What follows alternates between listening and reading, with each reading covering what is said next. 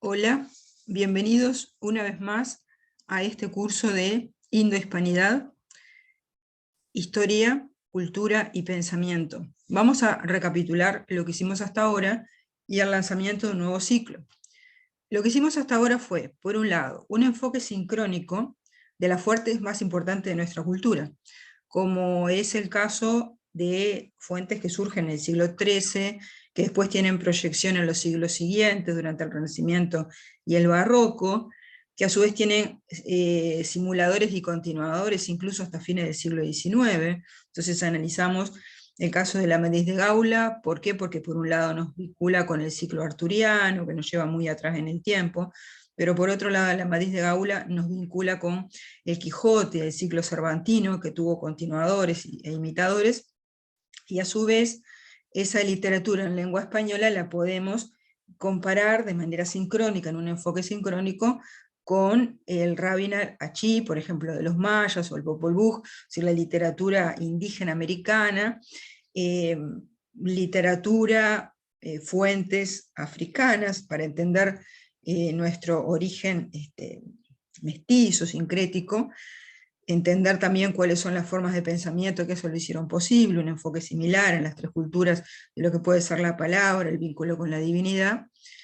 Eso en cuanto a enfoque sincrónico. En cuanto a enfoque diacrónico, luego analizamos la evolución en general de la novela en lengua española hasta llegar al siglo XX hispanoamericano, que tenemos el boom de la literatura del realismo mágico o de lo real maravilloso, y en este caso el héroe alrededor del cual gira ese tipo de literatura ya no es un héroe fantástico, ni romántico, ni filosófico, como en el caso del Quijote, sino que es el héroe tirano del siglo XX. Entre 1933, que se termina de escribir el señor presidente, incluso Tirano Banderas es anterior, hasta el año 2000, en el cual Mario Vargas Llosa publica La fiesta del chivo, tenemos el motivo del héroe tirano como central de la literatura hispanoamericana, lo que es la evolución de la literatura del héroe. Una vez entonces encuadrada la literatura en lengua española por un enfoque diacrónico, por un enfoque sincrónico, al compararse con otro tipo de fuentes, vamos a proceder a la lectura de cada una de esas fuentes en profundidad. Pero antes, una breve discusión acerca de el tema de la lectura en general en el mundo y en nuestra cultura. Para eso vamos a compartir pantalla.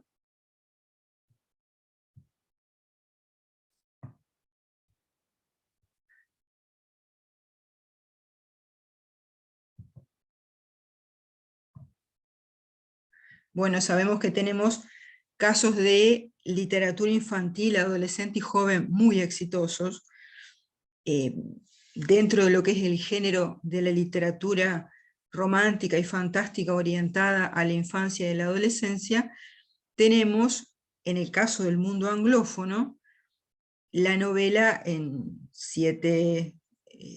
una serie de 7 libros, Harry Potter, por ejemplo, que pertenece al mismo género que El Señor de los Anillos, con un gran éxito, es decir, una novela en principio dedicada al público menor de 14 años, pero que luego termina siendo leída también por el público mayor de 14 años, y convertida de acuerdo con lo que en el mundo anglosajón se llama un mega bestseller, una novela súper leída, y que trasciende a determinado tipo de público para el cual se la creó, pero que trasciende también el mundo de lengua inglesa, se extiende al mundo de habla española, desplazando lo que hasta ahora había sido el Quijote, por ejemplo, como más leída después de la Biblia.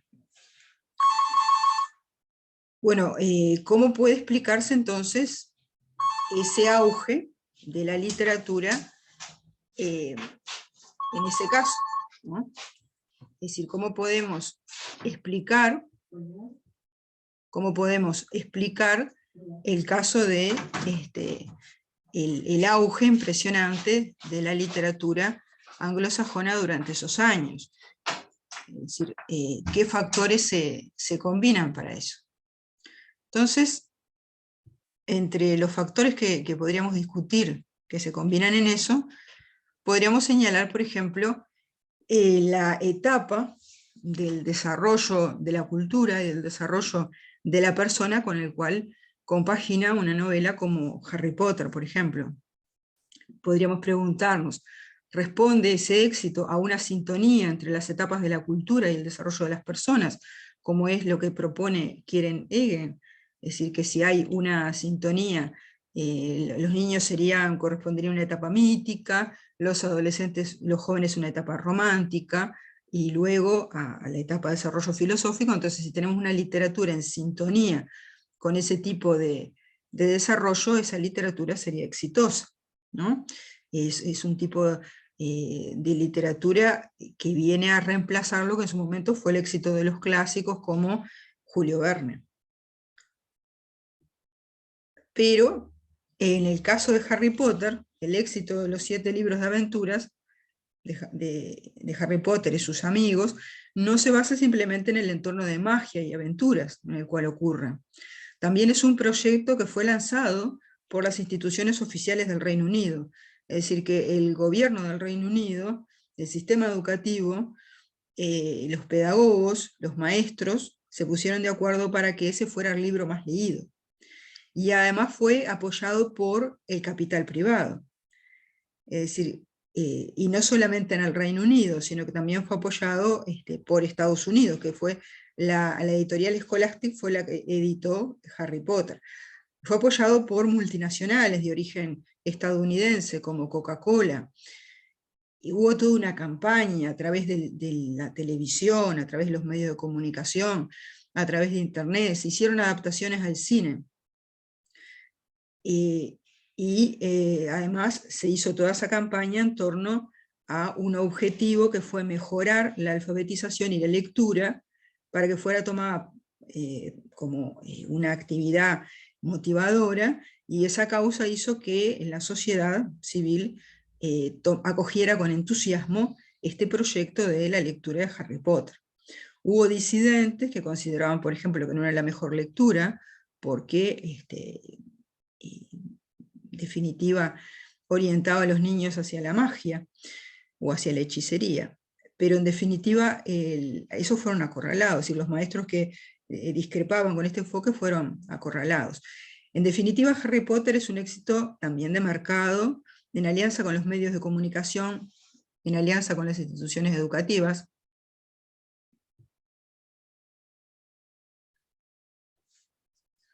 Bueno, Luis se incorpora. Hola, Luis. Hola, Luis. ¿Qué tal? ¿Cómo estás? ¿Te pudiste conectar bien?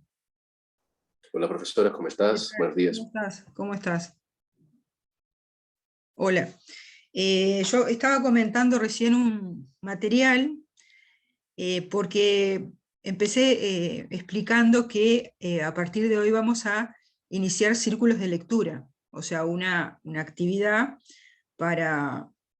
de lectura compartida, donde ustedes pueden tomar diferentes versiones, diferentes ediciones de las fuentes a las cuales nos hemos referido, y leer entre todos y comparar distintas versiones y analizar la obra. Entonces, un poco como para recapitular qué fue lo que hicimos, en una primera parte del curso tomamos fuentes que son importantes en la conformación de distintas culturas, las analizamos de manera diacrónica. Esto de diacrónico implica un estudio a lo largo del tiempo, es decir, en el caso de la literatura en lengua española, desde el ciclo arturiano, que nos puede llevar muy lejos en el tiempo, ¿verdad? Hasta la prehistoria incluso, pero que en definitiva lo ubicamos en la Alta Edad Media. Luego el ciclo amadiciano, que ya lo ubicamos en la segunda etapa de la Edad Media, en la Baja Edad Media, en el Renacimiento, y que se prolonga como éxito editorial y su lectura en el Siglo de Oro. Luego, la etapa de la literatura cervantina, que está caracterizada sobre todo por una fuente que rompe un poco lo que es el hilo de desarrollo de esas novelas de caballería, que es el Quijote. El Quijote a su vez abre un ciclo que se prolonga mucho en el tiempo y se extiende mucho por el espacio, porque el Quijote no solamente triunfó en Europa, triunfó en América. América, las primeras versiones del Quijote llegaron en el siglo XVII, pero además el Quijote luego tuvo un impacto mundial en cuanto a éxito. Llegó, por ejemplo, a países como Japón, como Rusia. En Japón no era el caballero andante, era el samurái, se hicieron adaptaciones, y en América el ciclo cervantino continuó hasta fines del siglo XIX, en el cual tuvo imitadores y autores que quisieron superar. 1895, y luego en ese periodo se instaló como lectura fundamental de los jóvenes, de los adultos. Después, a su vez, vimos un tipo de literatura donde el héroe ya no es ni el Amadís de Gaula ni el Quijote, sino que aparece la figura del héroe tirano. En 1925 incluso ese subgénero surge en España con Valle Inclán. En 1933 con Miguel Ángel Asturias en Guatemala, y luego continúa ese ciclo hasta el día de hoy incluso, pero lo vimos hasta el año 2000 con Mario Vargas Llosa, La fiesta del chivo. Entonces ahí tenemos un tipo de literatura que es fundamental en cuanto a la percepción de nuestra identidad, pero que gira en torno a diferentes figuras de héroe, en lengua española, para verlo de manera diacrónica. Luego, de manera sincrónica, comparamos con otras fuentes, de otras civilizaciones, como puede ser el Rabin al-Achí, el Popol Vuh.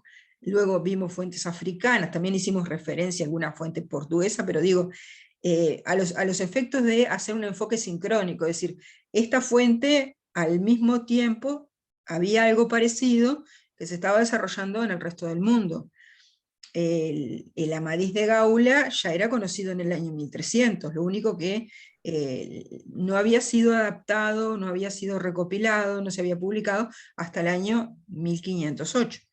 Entonces su desarrollo es un poco sincrónico con el Rabin al-Achí de los mayas, que también había tomado forma en el siglo XIII, que después se pasa a escritura alfabética hacia el 1500, pero que después a su vez se lo representa en forma de drama por parte de las comunidades mayas. O sea, estamos hablando de algo que ocurre al mismo tiempo.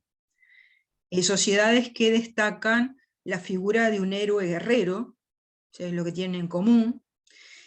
Además tenemos que pensar que el caballero también es una figura que existió en África. En África se conoció el hierro, se conoció la domesticación del caballo, se conoció la agricultura intensiva, y por lo tanto también tenemos un medioevo africano con muchos puntos en contacto, sobre todo si pensamos en países como Etiopía, Sudán, Egipto, pero también el África occidental, el mundo yoruba, ¿no? Entonces tenemos, con relación a esta figura del héroe, un enfoque de tipo sincrónico, distintas culturas al mismo tiempo, y diacrónico, cómo se desarrolla en una cultura como puede ser la cultura en lengua española, ¿no?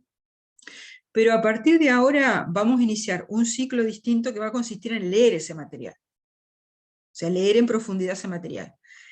Ahora yo hoy lo que quería hacer, porque después de hoy vamos a hacer como unas vacaciones hasta el 22 de julio. Hacemos unas vacaciones y reiniciamos el 22 de julio con esas lecturas. Hoy lo que yo quería hacer es una discusión acerca de por qué hay libros que se leen más que otros. ¿Qué hace que algunos libros sean un éxito editorial y que sean muy leídos? Y no solamente ahora, sino en siglos anteriores, ¿no? Entonces, a los efectos de esa discusión, voy a compartir pantalla, aquí un poco, lo que estaba presentando, ¿no? Y nosotros sabemos, por ejemplo, del éxito que a fines del siglo XX y principios del siglo XXI tiene dentro del género de la literatura fantástica orientada a niños y adolescentes, Harry Potter, por ejemplo, ¿no?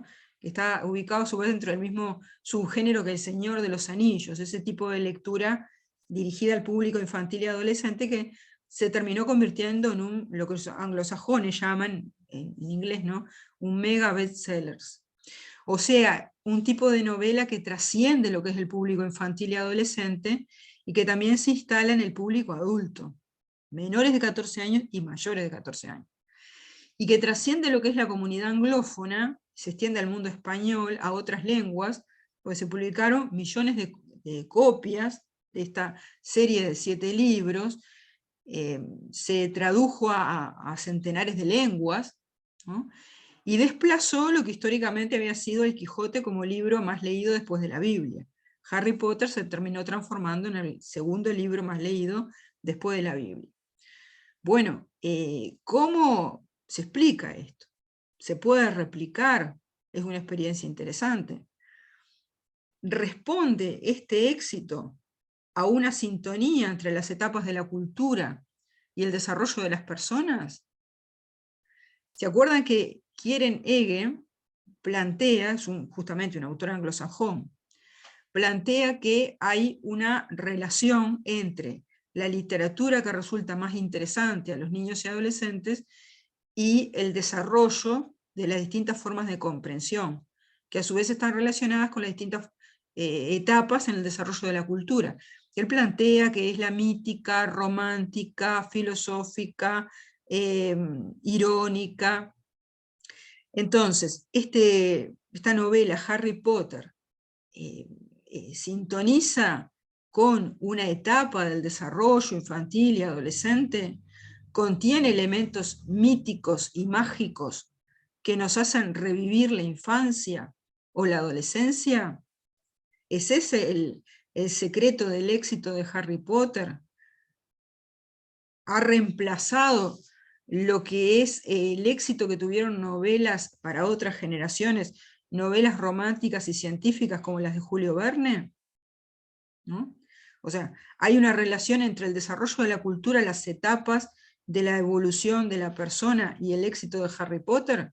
Bueno, pero el éxito de los 7 libros de las aventuras de Harry Potter y sus amigos no se basa simplemente en el entorno de magia y aventuras en el cual se desarrolla. También hay que tener claro que fue un proyecto, es un proyecto, lanzado por instituciones oficiales del Reino Unido. Si la lectura de Harry Potter como lectura común para todos los niños, para todos los adolescentes, para los maestros y para los adultos, fue un proyecto del gobierno del Reino Unido. No es un éxito espontáneo. Y con la colaboración de empresas multinacionales, no solamente británicos, sino de Estados Unidos. Como es, por ejemplo, la editorial, la que edita este material, es una editorial de Estados Unidos, Scholastic. Y además tuvo apoyo de multinacionales como Coca-Cola, aunque Coca-Cola no haya podido mostrar imágenes del refresco, pero Coca-Cola se involucró y puso dinero para el éxito de Harry Potter. Los maestros, la opinión pública, los medios de comunicación, el cine, el mercado, todos acompañaron esta lectura. Entonces, toda la sociedad civil se involucró. Era un proyecto oficial del Reino Unido, tuvo apoyo de las multinacionales, de las grandes empresas, los medios de comunicación se sumaron incluso maestros, instituciones educativas, se transformó en un libro de lectura en el aula y se transformó en un éxito de mercado. Es decir, todo eso junto. Se editaron libros incluso de autores, de estudiosos de la didáctica, de la pedagogía, especialistas en didáctica y pedagogía, opinando sobre el éxito de este libro. Y se presentó en general como una iniciativa del gobierno británico, donde el gobierno británico estaba interesado en aumentar la lectura de los niños y de los adolescentes, o sea, que por detrás había un proyecto de alfabetización y de aumento de la lectura y de motivación por la lectura. Y los disidentes, que fueron personas que consideraron que un libro que orientaba la magia y la hechicería no era lo mejor, los maestros que consideraron que este tipo de material no era bueno, resultaron acorralados, ¿no? O sea, se transformaron en un sector minoritario al cual se le dio la espalda y donde las inquietudes que se plantearon no fueron correspondidas. ¿Qué es lo que vemos entonces detrás del éxito de Harry Potter? En realidad no es un éxito espontáneo. O sea, en realidad lo que nosotros tenemos es un involucramiento de ciertas fuerzas sociales, económicas, políticas, que consideraron que esa tenía que ser la mejor lectura. Esto hace que la comunidad iberoamericana tomara conciencia de la necesidad de un plan iberoamericano de lectura. O sea, un proyecto de lectura integral, que quiere decir que todas las fuerzas sociales se van a unir para un mismo objetivo. Y en este sentido se planteó un plan iberoamericano de lectura en el año 2004, el proyecto Ilímita, con participación de gobiernos, de sector privado y de la sociedad civil. Y se hizo con participación de la Organización de los Estados Iberoamericanos, el Centro Regional para la Promoción del Libro en América Latina y el Caribe, apoyo de la Agencia Española de Cooperación Internacional, AESI, y el Ministerio de Educación y Cultura de España. Si se trató de hacer algo similar desde el punto de vista de la Organización de Estados Iberoamericanos, vinculando a gobiernos, tratando de vincular al sector privado y a la sociedad civil. Todas estas instituciones fijaron reuniones para la formulación de una agenda de políticas públicas de lectura, para el fortalecimiento de la lectura integral.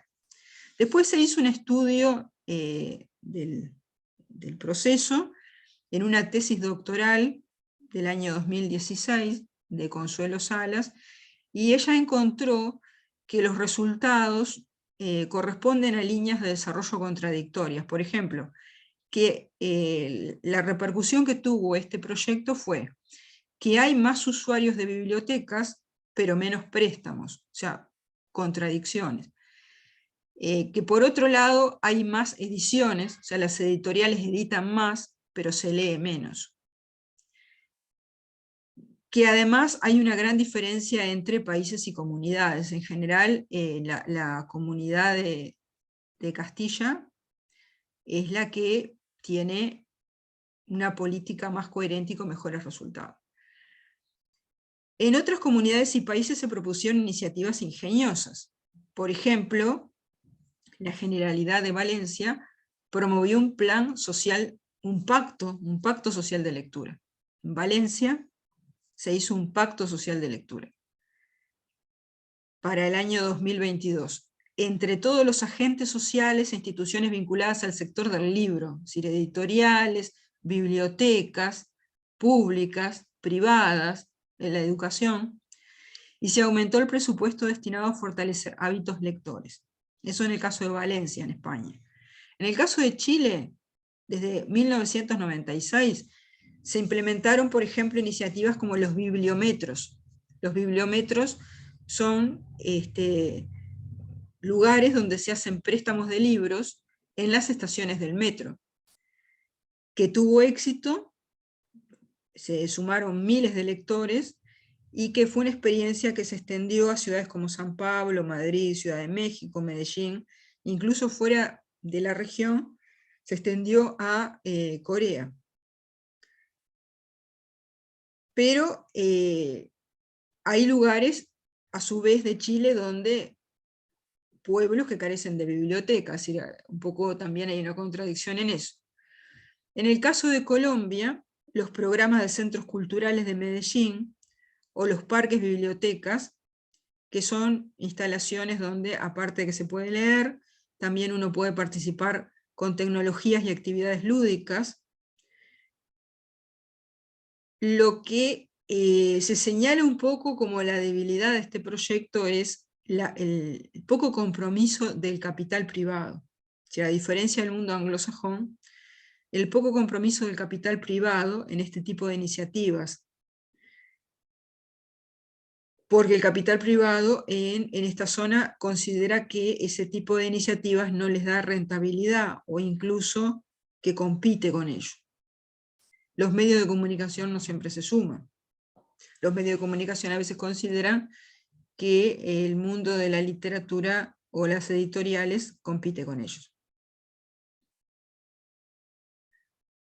Otras tendencias que pueden explicar estos éxitos es que desde el punto de vista pedagógico y didáctico, desde 1945 hay una tendencia a valorar los cuentos infantiles, es decir, basándose en una reinterpretación de lo que son los cuentos infantiles. Desde la Segunda Guerra Mundial hubo una tendencia a valorar los cuentos infantiles, a crear grandes bibliotecas, colecciones de cuentos infantiles de todo el mundo. Y a sumar los cuentos científicos, a los cuentos fantásticos, los cuentos científicos.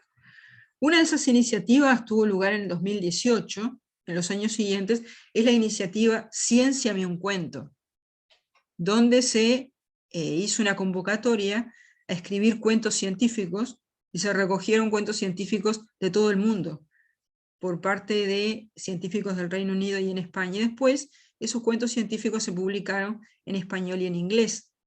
Aquí en el Uruguay, el 26 de mayo, Día del Libro, el Instituto Pasteur organizó una jornada de lectura de cuentos científicos, por ejemplo. Eso como una tendencia más reciente.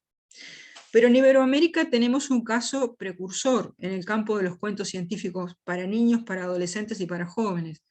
Es en 1932 el caso de Julio César de Melo y Sousa, que escribió una novela matemática con fines didácticos, que se publicó en 1938.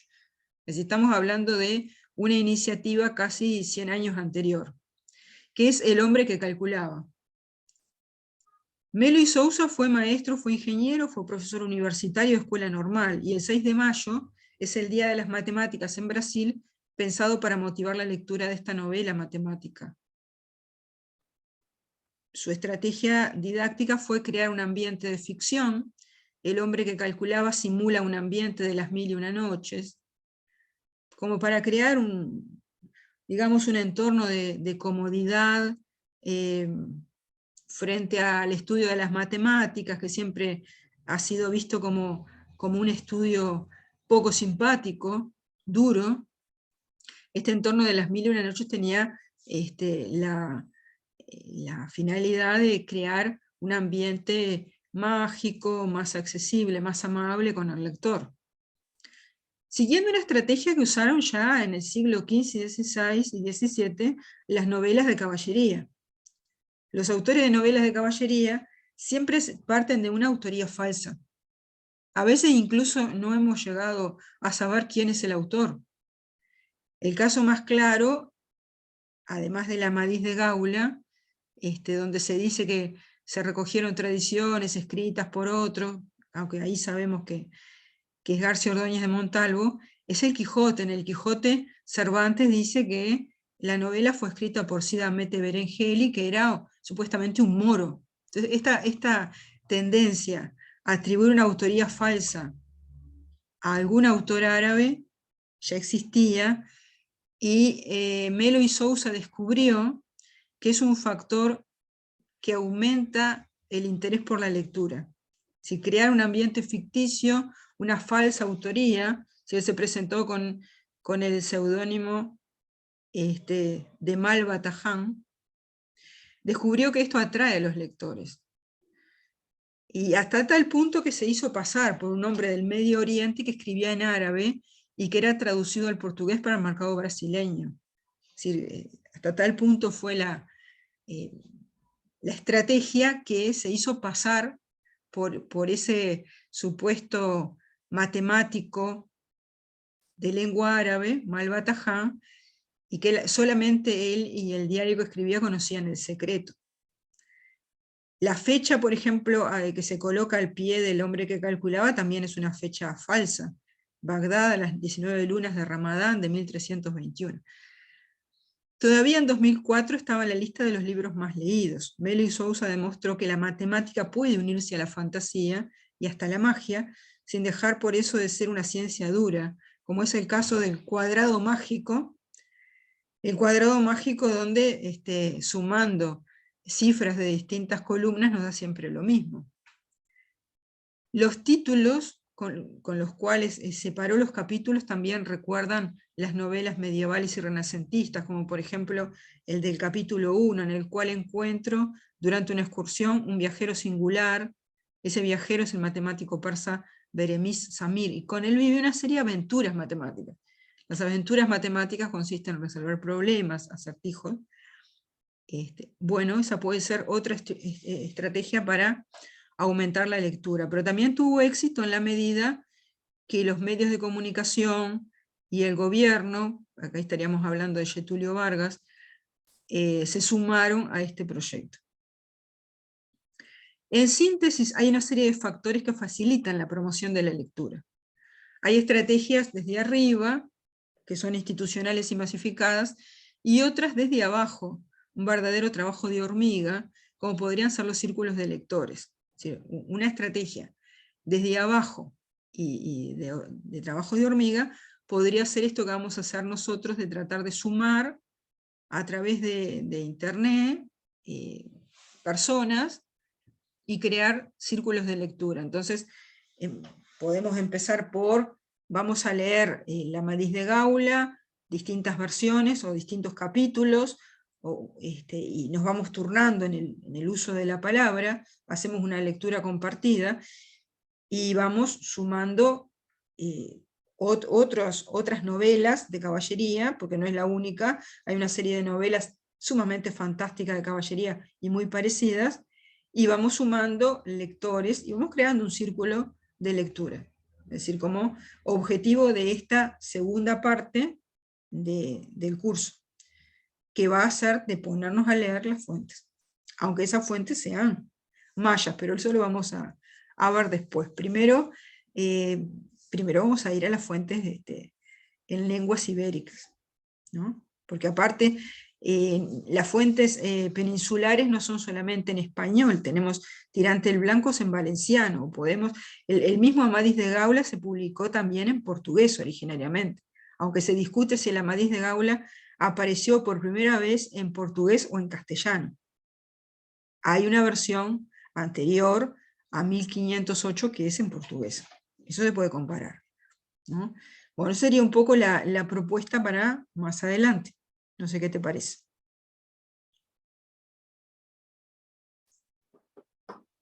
Todo eso es muy interesante. ¿Se oye?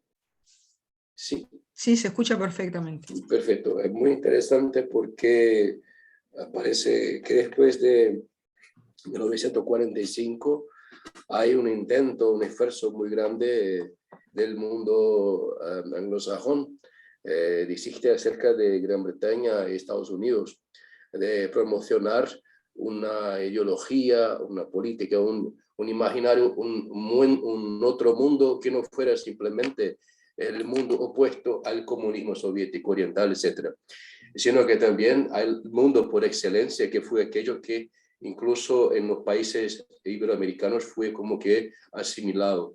Muchas veces me pongo a pensar si esa resistencia de los empresarios a promocionar la lectura no sea también algo como un residuo de lo peor que esa mentalidad pudo ayudar entre nosotros. Si olvidado nuestro pasado, que quedáramos con ese ímpetu capitalista en el sentido más sin valor, ¿sí? Con una perspectiva que no genera los valores, que no está más de acuerdo con nuestra historia, etcétera, etcétera, ¿sí? Parece también que, no sé si estoy hablando demasiado, profesora. No, está perfecto. ¿Sí? Sí. ¿Cuánto tiempo tenemos? No sé. No, hasta que aparezca algún aviso aquí. Perdóname. Eso es interesante. El Señor de los Anillos, Harry Potter y otros que naturalmente yo pasé por esa experiencia de indicar a los alumnos pequeños a Harry Potter, etcétera, y otros cuentos y novelas que son indicados para el... Eso también es muy interesante porque después de la Segunda Guerra parece que hay una tendencia a burocratización de la vida, a nacimientos de unos complejos, a unos temores, a una infantilización también, en cierto sentido. Sí, parece que hay otros, son varios factores que me parecen que están conyugando, caminando junto con todo ese proceso de Popularización. diseminación de una literatura que no es necesariamente más clásica, sí, no es necesariamente más que se vuelve para la alta cultura, sino para un producto que debe ser asimilado y con ese lenguaje que es infantil, pero que no es percibido como infantil después de 1945, no sé. Entonces eso nos aleja de los clásicos, nos aleja de los grandes autores. Entonces las personas de mi generación no conocen los grandes, tienen que esperar hasta los 40 años para descubrir los clásicos de su propio país, que son hispanoamericanos, etc. Se sorprenden cuando quieren saber de la vida de los santos, que hay tantos brasileños, que hay héroes, que hay una historia de verdad y que es interesante, muy más interesante que Harry Potter, etc. Sí, descubren su propia cultura. En ese sentido, y como sí. Y como las matemáticas, con una perspectiva específica que no sé si es como que heredera de esa modernidad triunfante, que como que se va a enganchar, va a ser como, voy a decir, neopositivismo para los infantes. Si las matemáticas como vendidas como ese elemento de magia, ¿sí?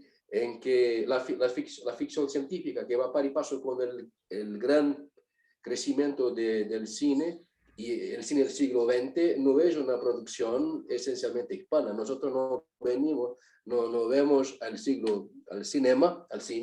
como nos relacionamos los dos, el mundo hispano con el cine. ¿Sí?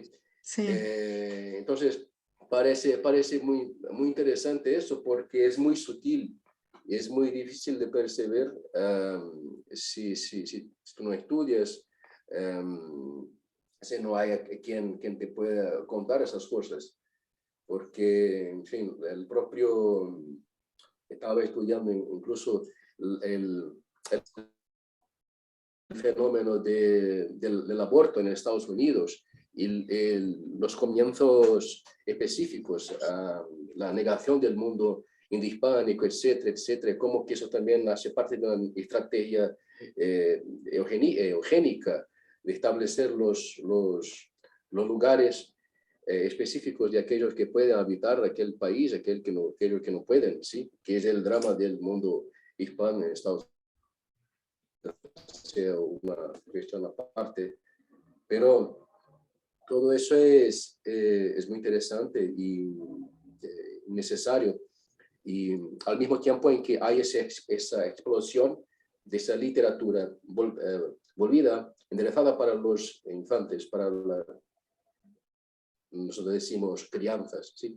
Pero que también promueve algo como la infantilización de las conciencias. ¿Sí? Después de 1945, también pero como tú dijiste, hay un proceso de de la ausencia de la épica de la grandeza en el mundo real panamericano, con esas novelas a partir de 1925, 33, etc. No que no existan los héroes, pero hay la percepción de que la sociedad se cambió, especialmente después, como explicabas, de 1898. Sí. Entonces es muy, muy interesante. Porque pasamos del ciclo cervantino, que es de un héroe idealista, o sea, el Quijote visto de distintas maneras, ¿no? Nunca se vio el Quijote de la misma forma, pero a fines del siglo XIX, principios del siglo XX, era un Quijote idealista, el héroe era un idealista. Y luego el héroe pasa a ser, después de 1925 hasta el 2000, aparece destacada la figura del héroe tirano. Entonces eso implica una transformación en la sociedad. Bueno, nos van quedando 8 minutos. Esta es una entonces invitación a abrir un ciclo nuevo a partir del 22 de julio, porque ahora nos vamos a tomar unas vacaciones entre hoy y el 22 de julio. No va a haber sesiones, pero el 22 de julio lo que yo les pido es que en el medio busquemos fuentes interesantes para ser leídas. Primero, de la Alta Edad Media, porque nos centramos un poco en el Amadís de Gaula, sus características como novela de caballería, la presentamos, no la leímos. Pero antes del Amadís de Gaula, ¿qué antecedentes tiene el Amadís de Gaula? Porque habría habido una versión en portugués, que sería anterior, y luego habría surgido hacia el año 1300. Entonces, bueno, ¿qué tenemos de eso? Y por otro lado, Cervantes, en el Quijote, en el episodio donde hace el cura y el barbero y el ama y la sobrina, hacen una censura de los libros de Quijote, Cervantes menciona una serie de autores y novelas de caballería, que hoy en día no nos suenan, pero que supuestamente estaban en la biblioteca de Quijote. Y por algo las menciona, y son novelas de su época y existieron. Bueno, entonces, tratando de buscar ese dato en el Quijote, qué libros son y de qué se trata. Y sería interesante de pronto leer una parte. Recordemos también que esas novelas influyeron en la manera como los conquistadores percibieron el mundo. Es decir, cuando llega Cortés al Valle de México y ve la ciudad de Tenochtitlán, Bernal Díaz del Castillo nos da testimonio de eso, ellos la perciben como si fuera, dice, una ciudad de una novela del Amadís, las maravillas que aparecían en la novela del Amadís y que le sugiere Constantinopla, y uno podría pensar si es que es Constantinopla o es la Constantinopla que aparece en la novela. Bernal Díaz del Castillo dice que entre esos soldados habían estado personas que habían peleado en Constantinopla y que se les la ven similar. Entonces hay un límite muy difuso entre la fantasía y la realidad en aquel entonces. Con lo cual, la lectura de esa novela de caballería nos puede servir para entender la historia.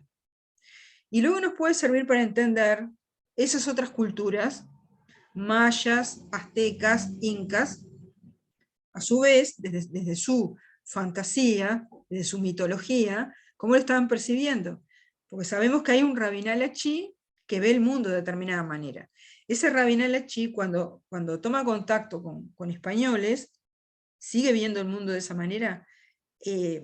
O sea, y me parece que en el caso de Brasil, que ahí tenemos la cultura tupí y la portuguesa, y me parece que hay autores como Gilberto Freire que analizan esos procesos de mestizaje, y teniendo en cuenta el africano, de qué manera unos vieron a otros desde maneras de pensar, maneras de ver el mundo. Podían ser similares, diferentes, pero ese juego entre, por un lado, la fantasía y la realidad, y por otro lado, la forma de percibir de una cultura y de otra cultura.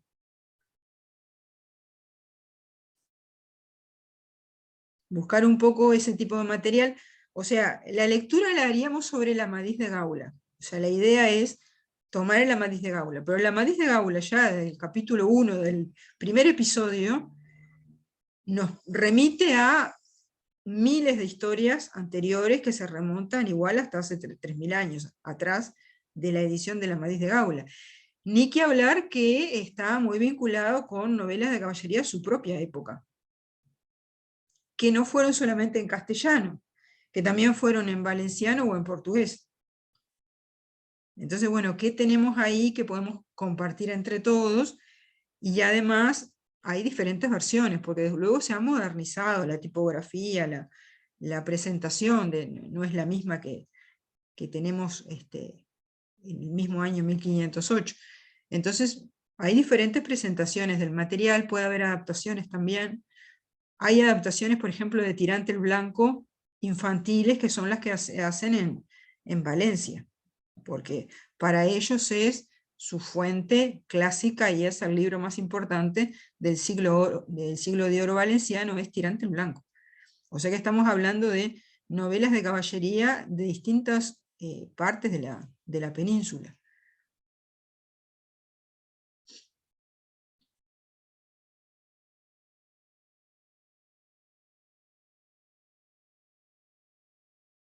Y rescatar por ese lado lo que, empezando con un círculo de lectores, lo que luego se podría hacer si trascendiéramos al mundo infantil adolescente. Es decir, eso, llevado al mundo infantil y adolescente, ¿cómo podría ser?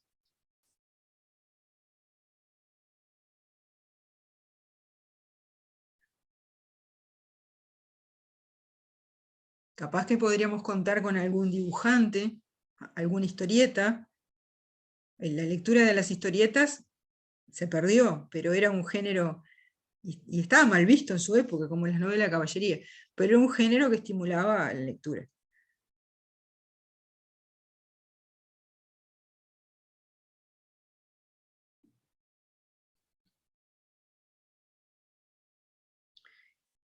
Bueno, dentro de 1 minuto y medio se corta. Esto queda grabado, yo lo voy a subir a internet para poder compartirlo y generar un poco de debate en torno a este tema antes de armar el círculo de lectores.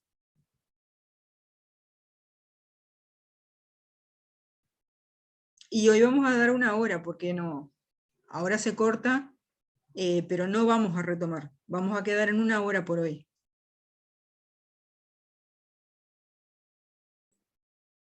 Entonces, agradezco, profesora, mucho por su trabajo y esfuerzo. En el caso de Gilberto Freire hay esa destaque para el mundo africano específicamente, el uso africano, así como elemento de construcción de Brasil. Sí. Muy interesante. Y la presencia, como dijiste, del universalismo que está presente en ese género, ¿sí? En esa las novelas de caballería, etcétera, etcétera, ¿sí? Que se comunica con cosas que se pasan 3.000 años, a lo largo de 3.000 años, como usted afirmó. Es una